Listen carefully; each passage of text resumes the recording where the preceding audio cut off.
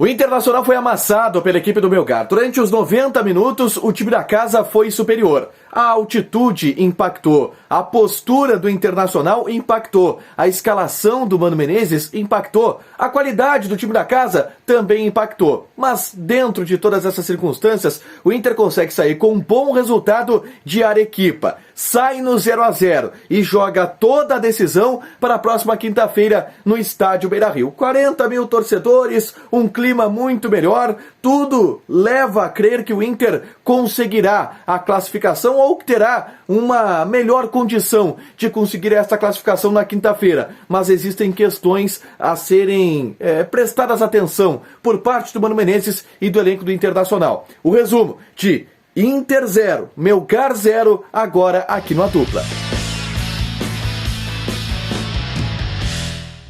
Tudo bem, gente? Obrigado pela participação aqui. Não esquece de deixar teu like, te inscrever, de ativar as notificações. Bora falar do Internacional aqui no A Dupla. Nesse vídeo eu vou falar sobre o empate, mas que dá para considerar uma vitória pela circunstância da partida, pelo que jogou o adversário, pelo que jogou o Internacional e principalmente pelo fato do Inter jogar por 30 minutos com um jogador a menos. Por essas circunstâncias, o 0-0 em Arequipa, sim, é uma vitória, ainda que o Inter precise ficar atento a algumas situações que ficaram expostas no jogo desta quinta-feira. Antes eu convido vocês a participarem do grupo do Telegram do A Dupla.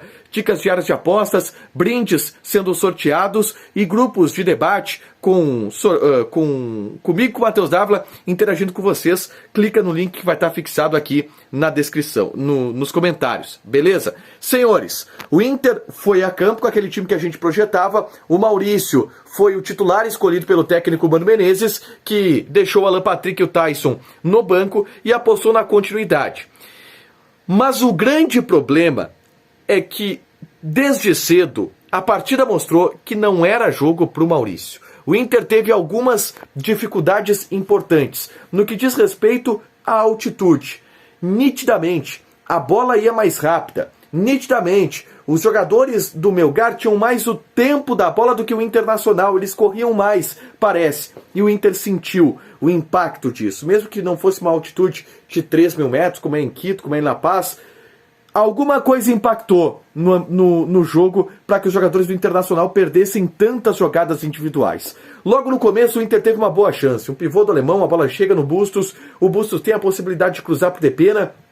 Ele bate cruzado e quase faz o gol do Inter. O Inter teve algumas oportunidades, 3 ou 4 no primeiro tempo.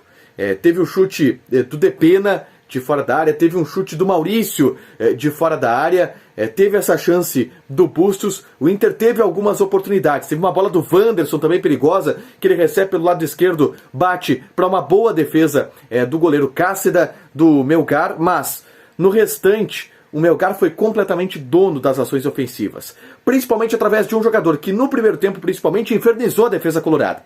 Os primeiros minutos do Bernardo Cuesta em campo, ele ganhou todas as jogadas do Vitão e do Mercado. E ali sim parecia que havia um impacto muito grande da altitude no jogo. Era uma bola que vinha cruzada e sempre o Bernardo Cuesta conseguia antecipar o Vitão, jogar nas costas do Mercado, e parece que ele sabia mais do tempo da bola do que a defesa do Internacional. E assim foi em 3, 4, 5 alternativas. Outro detalhe, os caras, de onde pegavam a bola, mandavam pro gol. O Bernardo Cuesta nunca dava mais que um toque na bola. Ela vinha e ele toma pro gol. Teve umas 8, 9 finalizações no primeiro tempo, dessas umas 4 com grande perigo. E já no primeiro tempo apareceu o grande jogador do Internacional na partida, o Daniel. O Daniel salvou o Internacional na primeira etapa em pelo menos 4 oportunidades. E se não fosse o Daniel, nessas finalizações do Bernardo Cuesta, teve uma cabeçada muito perigosa também do Denis Moscher, que era o zagueiro do Melgar. Se não fossem essas intervenções do Daniel, o Inter iria para o intervalo com um resultado bem pior do que foi. Iria para o intervalo com uma desvantagem consolidada. Não foi. O Inter conseguiu segurar o 0-0. E todo mundo esperava que no segundo tempo o Mano pudesse mexer alguma coisa na equipe. Quando eu falo que o jogo não era para o Maurício, era justamente por isso. O Inter não conseguia segurar a bola. O Inter não conseguia acalmar o jogo. Não conseguia cadenciar. Não conseguia manter a posse de bola. E o cara para isso era o Alan Patrick. A gente sabe das dificuldades físicas que o Alan Patrick tem e que provavelmente ele teria se jogasse a partida inteira na altitude. Mas, no segundo tempo, e aí só depois o Mano coloca ele, o Inter volta com a mesma equipe. Para mim, esse foi o erro capital do Mano Menezes na estratégia do jogo em Arequipa. Ele não coloca o Alan Patrick, ele mantém o alemão, e aí, se a gente pensar, o Inter poderia ter uma estratégia para o segundo tempo que poderia ser mortal.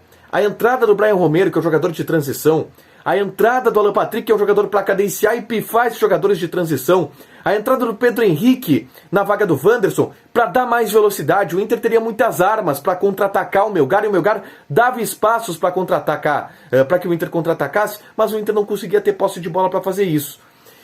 Só que o Mano demorou demais para fazer essa mexida. Demorou tanto que aos 15 minutos acontece o lance capital. O alemão dá uma cotovelada absurda. Ele foi muito mal no lance. Ele vai proteger a bola do adversário, vai botar o corpo, usar o corpo para ficar com a bola, só que ele acerta o cotovelo no meio do rosto do jogador do Melgar.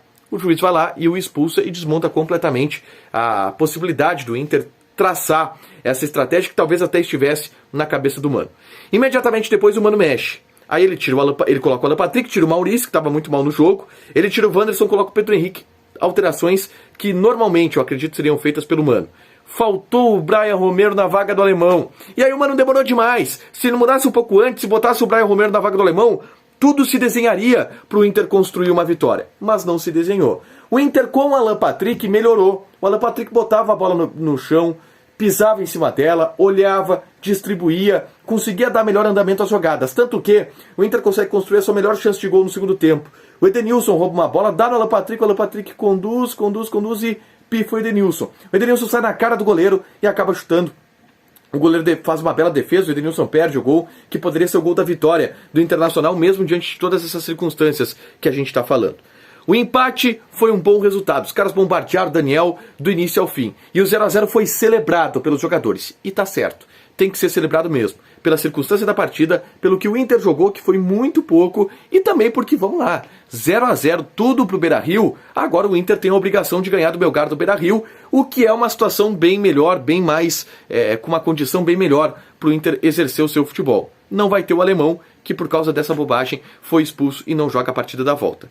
Considerações individuais. No primeiro tempo a zaga do Inter começou muito mal, mas depois acertou. O Vitão no segundo tempo principalmente melhorou bastante, cortou muitas bolas. O Mercado também. O René para mim foi o melhor jogador de linha em campo do Internacional. Pelo lado esquerdo conteve muito bem os ataques da equipe do Melgar. No meio campo ninguém foi tão bem assim. O Gabriel não foi bem, o Edenilson não foi bem, o Depena não foi bem, o Maurício foi muito mal, o Wanderson apagado, fez uma ou outra jogada, uma boa finalização. O alemão estava brigando até fazer essa bobagem. Depois o Pedro Henrique e o Alan Patrick entraram bem. Mas o que importa é o resultado. 0-0. 0-0 acaba tudo, esquece tudo. É um jogo no Beira-Rio contra o Melgar com 40 mil torcedores para o Inter conseguir uma vaga na semifinal da Copa Sul-Americana.